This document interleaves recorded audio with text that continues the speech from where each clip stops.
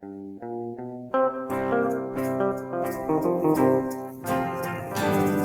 I'm the Spawn Ranch worker, and it fits me to a T. Hey everyone, Stoner Van Houten here. It is Saturday, August 16th, 2025. It is the anniversary of Woodstock and the Spawn Ranch raid. In today's video, we're going to talk about, once again, we're going to talk about Anthony DiMaria and his new book that's out. It's called Jay Sebring, Cutting to the Truth. You've probably seen the documentary. It is running free on YouTube. It is very, very good. First of all, let me just say this real quickly before the video continues. I am not on anyone's side on this, okay, on anything. I'm on my side, okay? I do the things I do to keep me occupied so I don't go back to prison, and this is one of the reasons why I became the Spawn Ranch worker. So I just present things to people, and you guys can make your own decision, but I'm just not on anyone's side. But I just want you to know that before we continue with the rest of this video. All right, today we're going to talk about this book right here, and Anthony DiMaria, and what Anthony DiMaria's quest is and what he's trying to do and all this kind of stuff. And here's basically what he's trying to do. Okay. Very simple. He's just trying to clear Jay Sebring's name. And when I say that, I mean he wasn't a drug dealer. He wasn't a racist. He didn't do orgies. He didn't believe in Satan. He didn't do any of these bad things that you see all these tabloids say about him over the years. He was never any of those things. Also, another thing about Jay is he fought Tex Watson, and because he loved Sharon Tate so much, he fought for her. Of course, he is. Any ex-boyfriend would fight. Well, I guess I don't think every ex-boyfriend would fight for their ex-girlfriend, but I think it's a little bit different with them, even though they weren't boyfriend and girlfriend at the time. It's his ex-wife or ex-girlfriend. He loved her very much and fought for her to protect her and everything like that. So he did the best he could. And yes, I guess in Anthony DiMaria's eyes, he's a hero for doing that, even though he ended up still being killed, and so did Sharon. And that's really the whole thing about this. It's very plain and simple, even though it's a big book and everything. Really, the simple thing about this is that that's all he wants you to know, is that Jay wasn't a drug dealer. He wasn't a racist. He wasn't into Satan. He wasn't into anything that the tabloid said he was. He was a very good guy, great guy, nice guy, knew all these people, helped out his friends, Bruce Lee, all this kind of stuff. And, even though it didn't work out with Sharon, they were still friends. And, that's, another, and that's one of the reasons why they were kind of hanging out a lot, even though he says that technically Anthony DiMaria says that Jay wasn't supposed to be there that night, which I find a little interesting because why wouldn't he be there? I mean, first of all, it's somebody that he loves and she's in town. And he doesn't live that far away from her. There's no party going on. They're just hanging out. Why can't he just stop by? What was he doing that was so important? Like, where was he supposed to be? See, a lot of the stuff that Anthony DiMaria says, like with him, it's all about like, we need facts, we need receipts, we need to make sure we're getting all the information, the proper way from the right people. I have the right connections and all that kind of stuff. Yeah, okay, great, Mr. DiMaria. But then you don't give any explanation on anything else. First of all, you say, oh, well, Jay wasn't supposed to be there. Where was he supposed to be on a hot August night? What plans did he have? I'm just curious. Was there something else? So where was he supposed to be that was so important? And also, it's not that hard to believe that he was there. Come on, he is in love with her. He liked her. He lives right down the street, pretty much, not that far away. There's no party going on. It's just them. The people that live there are the people that are there are the people that are supposed to be there that live there. So there's no party going on. There's none of that.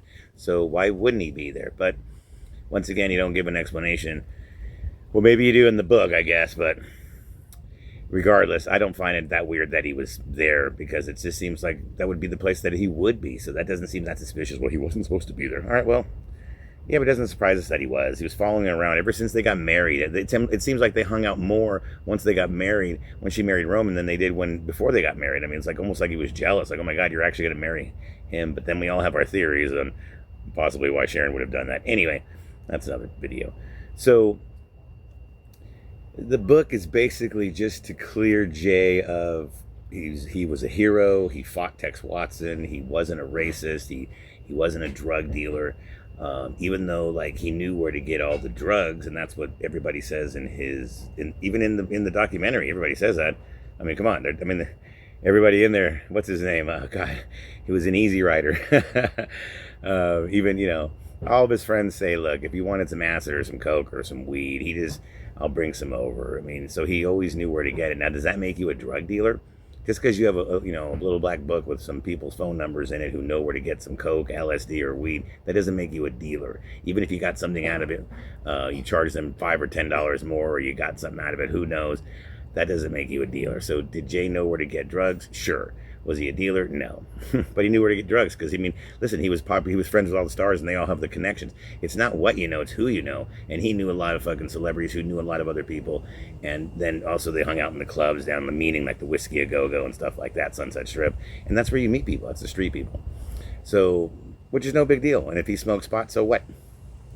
A lot of people smoked pot. A lot of people did coke back. A lot of people did LSD back then. I mean, it doesn't matter. You see, the problem is once people die, you can never bring up anything bad that they ever did. Now, if Jay never dies and then we bring up the fact, well, he did cocaine and LSD and marijuana and his first wife was only 16 and he loves underage girls and all that kind of stuff, as long as he was alive, nobody would really care. But as soon as someone dies, now you say stuff like that, which is basically the truth. And then all of a sudden you're like, oh my God, you can't say that. Even though his first wife was 16. He was 27, and we wouldn't allow that today, but that's another video.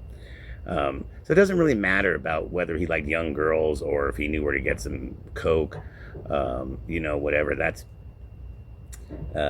that why they were killed? No. Anyway, now, this whole thing with Anthony DiMaria, it basically, that's all this is him just... And it's a good thing. There's nothing wrong with it. Actually, there's a lot of stuff that I actually do agree with Anthony DiMaria. One of the things I agree with him that he says, he's not a big fan of Bugliosi. He doesn't believe the Bugliosi theory. He doesn't believe that the Manson family were a cult. He doesn't believe that anyone was in any control of Manson. I actually 100% believe that as well. Now, here's the thing, though, that DiMaria is getting a little bit weird with. He, obviously, and I get it, he's not going to read every single book that's out there. And there's a lot of crappy books that are out there written about the Manson case, okay? There's a lot of them. You got Jeff Skin book, ugh. And then I know a lot of you are all high on the Tom O'Neill book, but, MK Ultra and all that BS. I'm not a big fan of Jeff Ginn. I'm not a big fan of fucking Tom O'Neill's. And I know, I don't know if you guys have heard of George Stimson's Goodbye Helter Skelter, which is probably the #1 book right now in the closest to the theory. And then you have a man named Nicholas Schreck who has a book out called Myth and Reality of an Outlaw Shaman. Now, this book, I believe, is the book that Anthony DiMaria kind of bases everything that he thinks, oh, we got all these weird conspiracy theories and this and that, and oh my God, they're trying to bring in all this kind of stuff from Al Capone to this and that, and the underworld and the mafia and all this Hollywood stuff, and it all stems from one book. And I will admit this book is a bit on the weird side. It is, yes, it is. When they say the drug theory, okay, when people, I think people don't understand what that actually means when they say the drug theory. All it means is that Wojtek Wachowski, who, if you think about it, and even in Cutting to the Truth, they don't really tell you what job he has. Like, what was his job? Because if you look on different paperwork on Wojtek Wachowski, it's like he was a writer, he was self-employed, he was an actor, stuff like that. When really we all know he probably was just, let's just call it what it was. He was just a gigolo. He was just a gigolo just taking advantage of Abigail Folgers. Come on. He didn't really have anything set up, and I think he was trying to get something set up with selling drugs, and Jay could help him out with that because Jay has the connections. Jay is not the drug dealer, but has the connections to help his friend get started, and that's the theory right there. Then you have, Billy Doyle, the guys from Canada, stuff like that, Mama Cass, Mama and the Papas, they all know each other, and they have their little clique of people who know where to get drugs. Now, this is people who are trying... People are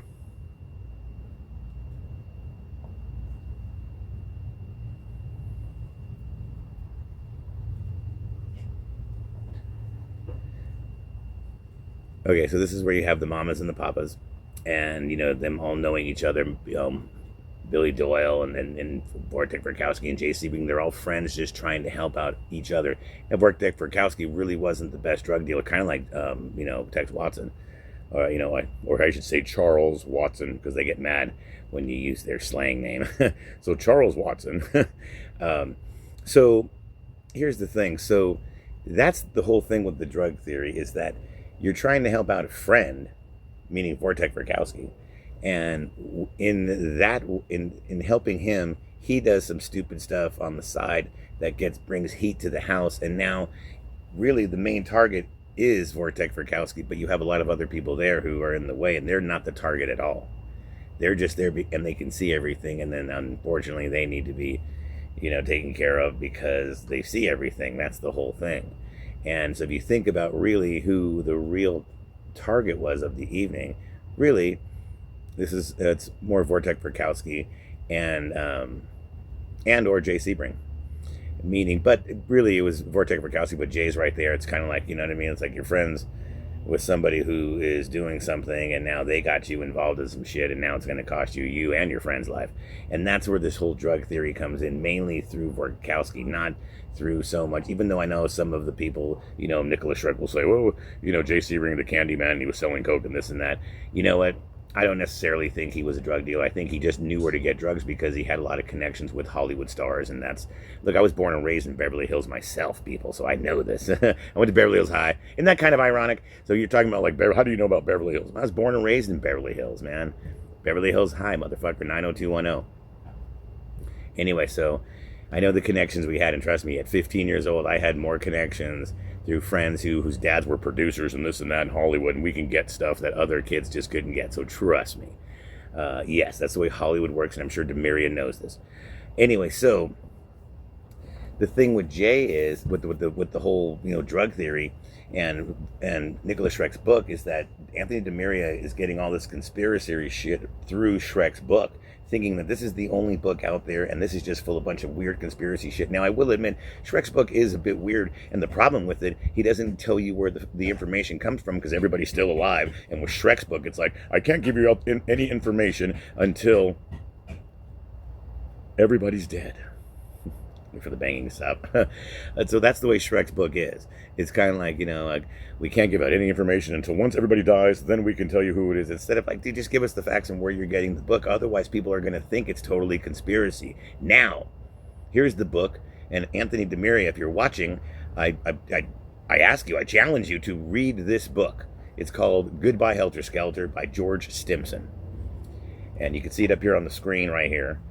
This is the book right now that is probably the closest to the real deal of what really happened. And it has nothing to do with anything you've possibly heard with, the mafia, the underground, Hollywood, this and that. And, oh my God, the gay underworld Hollywood connection. And we also had, oh God, I forgot what his name was. He was supposed to be up there that night as well.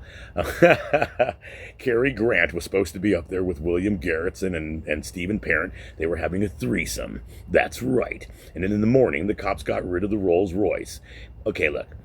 When Schreck says stuff like that, even I think to myself, oh my God, Schreck, where the fuck are you going with this shit, dude? Now you're saying fucking Cary Grant was up there sucking fucking William Garrettson's dick with fucking Stephen Parent. They're having a threesome while the murders are going on and Sharon's being murdered. Get the fuck out of here, man. So that's what a lot of these people, and myself included, when they hear Schreck say stuff like that, and I mean, Nicholas Schreck, by the way, of the book Myth and Reality of an Outlaw Shaman, when they say stuff like that, then you're like, oh my God, where the fuck are you getting this information? This is total conspiracy theory. Like, this sounds like you're whacked out. You took too many mushrooms or something, and now you're in like some cosmic world and just making up shit. Whereas people like George Stimson and the book Goodbye Helter Skelter really have the facts, and they show you the receipts. And we give you, here's the receipts. You want the receipts, you want the facts, you want the information, you want to know where everything's coming from. Because that way, that's the only way you're going to believe it. And that's the way, how DiMaria is. Now, the only thing DiMaria will say is that he'll say something like, well, the Manson family, I don't believe that anybody was under control of the Manson family. Nobody was under control. There was no cult and none of that kind of stuff. Now, the only reason why he's saying that, the only reason why Anthony DiMaria is saying that the Manson family wasn't a cult and that the killers weren't under their spell and they did everything on their own is because he's been to so many parole hearings. he knows because Leslie Van Houten got free and he used the same exact theory. They all blame Manson for being under his control, and they didn't know what they were doing. And now, all these years later, they're rehabilitated and he's dead, and we're totally cool now. You can let us go. And they did let Leslie Van Houten go, and he hates that. But DiMaria hates that because they're using that as an excuse. So he thinks that that's bullshit. So the reason that he actually believes that they're not a cult and that everybody acted on their own is because he's pissed off of them using that as an excuse to get out. Now, here's the problem with that, Anthony. You say that, but then you don't give any reason on why your uncle was killed. So you actually think that they weren't under control of any kind of Manson. I don't think Manson ordered them to do anything. I'll give you that part. I believe that. Let me tell you what I believe. I believe, just like what you believe, Anthony, they weren't a cult. Manson didn't tell them to do anything. Now, was there drugs involved, and did he know where to get drugs? And was Jay helping out Wojtek Frykowski? Yes. Stuff like that. Were they smoking grass and doing LSD? Sure. It was the 60s. People were experimenting. I believe that. But I don't believe that the killers, meaning Tex Watson, Leslie Van Houten, Patricia Krenwinkel, and Susan Atkins, were just stone cold serial killers who just decided one day to wake up and go kill your uncle, and to kill Sharon and the baby. I mean, and you don't even give any explanation on what makes you think they were really, why were they really killed? Like, why do you think they were killed? What really? Because if you don't believe Bugliosi and the helter-skelter theory, then you don't believe in the race war. So it wasn't the race war. So if it wasn't a race war and it wasn't drugs, but you're just like, oh, so Leslie Van Houten's a stone-cold killer. She wasn't under the control of Manson, and she went out there one day. The beautiful palm tree, the beautiful, what is it? Prom queen. There you go. I'm all palm tree. That's California. Yeah, the beautiful prom queen all of a sudden decides, I want to be prom queen, and now all of a sudden I want to be a serial killer. And she wakes up and says, okay. And she teams up with two other people who just decide to wake up out of nowhere and decide to go up to Beverly Hills and go kill some people that live at Cielo Drive for no reason at all. See, DiMaria, that's the problem, is that you don't give any explanation at all on you. So you really think that Leslie wasn't under control of Manson at all, and that she used that as an excuse so she can get out?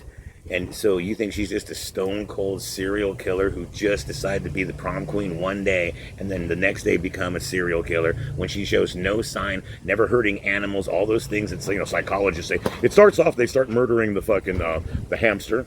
Then they murder the dog, and next thing, any pet that they have mysteriously ends up dead. And there's no signs of that. Even with Tex Watson, there was no signs of that. With Tex Watson, I will say, though, it wasn't until Tex started doing drugs and it transformed him into a killer. Because if you look at his history in school and everything, and in high school he was great, and football team, and he was in the acting class and all that kind of stuff.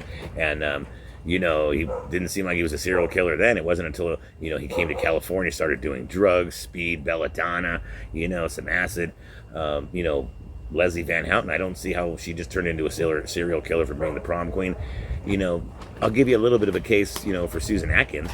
But see, because she turned out just to be a whore from the beginning, and then, pulling tricks and doing a bunch of fucking whore shit before she even met Manson. But the thing about fucking Susan Atkins is she wasn't a stone cold killer at all. She was just a whore.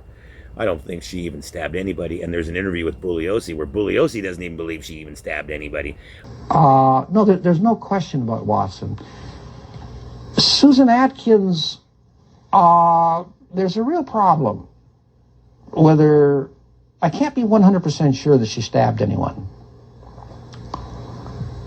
Susan Atkins, when she was cooperating with me, told me, right to my face, that Sharon Tate said to her, please let me live so I can have my baby. And Sadie told me that she told poor Sharon, look, bitch, I don't have any mercy on you. You're going to die. But then I called her to the grand jury the following day, and she wouldn't say that she stabbed Sharon Tate. And in subsequent years, she's been denying it. Now, the reason I tell you that there's some question in my mind, I can't be 100% sure whether she stabbed anyone, is number one, Watson, in his book, says that he's the one that stabbed Sharon Tate to death. And there's another little problem.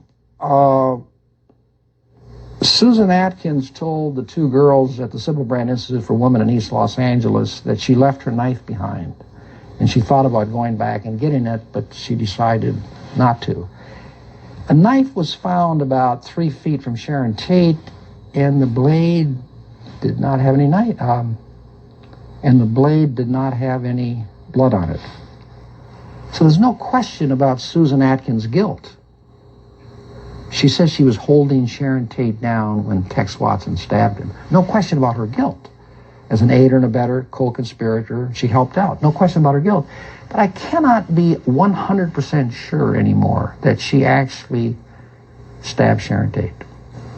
I think all she's guilty of is just telling Sharon, look, bitch, you're going to die tonight. We don't give a fuck. And that's it. So she was just being very mean with her words, but not with the knife, even though some people think that she stabbed Wojtek Krakowski in the leg. Okay, whatever. But Susan was more bark than bite. But out of all of them was the biggest whore of them all. And possibly is the craziest. Krenwinkel, look. Krenwinkel is just suffering from a girl who's just ugly and will do anything. I'm serious, and that will do anything just to prove she's down for the count. And honestly, she is. You know, for being the hairiest bitch out there, the ugly bitch. Like, out of all the Manson girls, come on, man. Everybody makes fun of her. Everybody, you know, when you want to call her Chewbacca, you want to call her Bigfoot, whatever you want to call her, you make fun of her. That girl was down. She was the one who, you know, she'll stab somebody. She'll fucking, you know, she's a rider. And she proved it.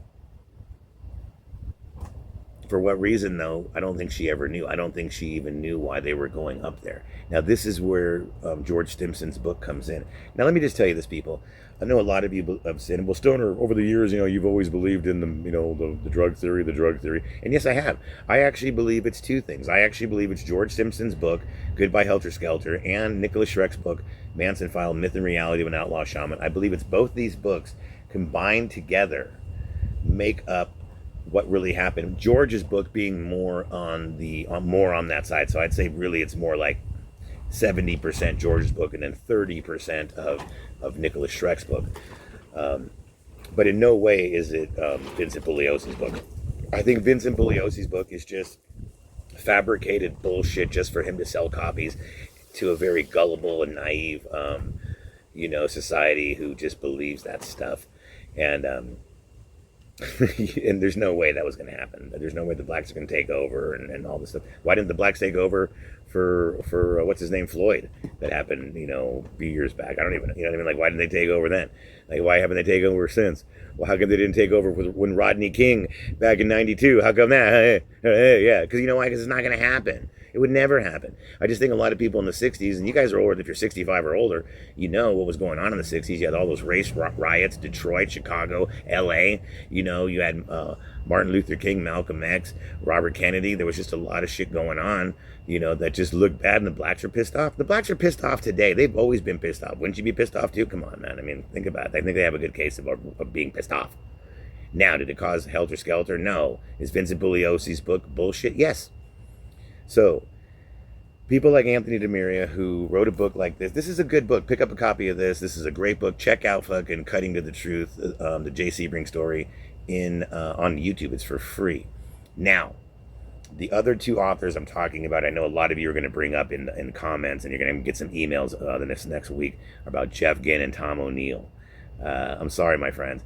The only other book I would recommend, really, I guess, would be Neil Sanders' book. Now is the only thing that's real, but basically it's the same thing as Schreck's book. So George Stimson stands alone, really. And I really have to say this. As of right now, George Stimson's book seems to be the #1 book on solving this case, or coming close. Before I end this video, I want to say another thing, too, about the text tapes. The text tapes is the last thing that this case is missing. That's the missing link to this case. Is the text tapes. We still need to hear them. I won't be satisfied with anything in this case until I actually hear them. Will we actually hear them? No. Did we have a chance to hear them? Yes, we did. Anthony DiMaria, author of the book Jay Sebring, Cutting to the Truth, he had a chance to listen to the tapes now, or to request to get the tapes and to listen to them. but he didn't do it. The problem with that is if Anthony DiMaria would have gotten the tapes, they would have been released publicly, and I'd be making a video about it right now, and we'd be listening to it on my show, all 20 hours of it, completely analyzing every single word. Because think about this. Tex Watson talked for 20 hours, and even though Anthony DiMaria, the cop told him, well, nothing was on there, he didn't say anything, don't worry about it, there's nothing on there. So there's 20 hours of nothing on there. Bullshit. I would never believe a cop anyway like that. Come on, man. You want to hear for yourself, and I know Anthony does too. So, but he can't file for it because then people like me will get a hold of it. And you know, here's the one thing I'll say about those tapes. If Tex Watson on those tapes talks about anything helter-skelter, then it validates Vincent Bugliosi's book. If he says everything in there that Vincent said, then that means Vincent was right and we're all wrong. But I have a strange feeling in my gut. Tex Watson never once mentions Helter Skelter at all. He doesn't mention the Beatles, Helter Skelter, none of that shit.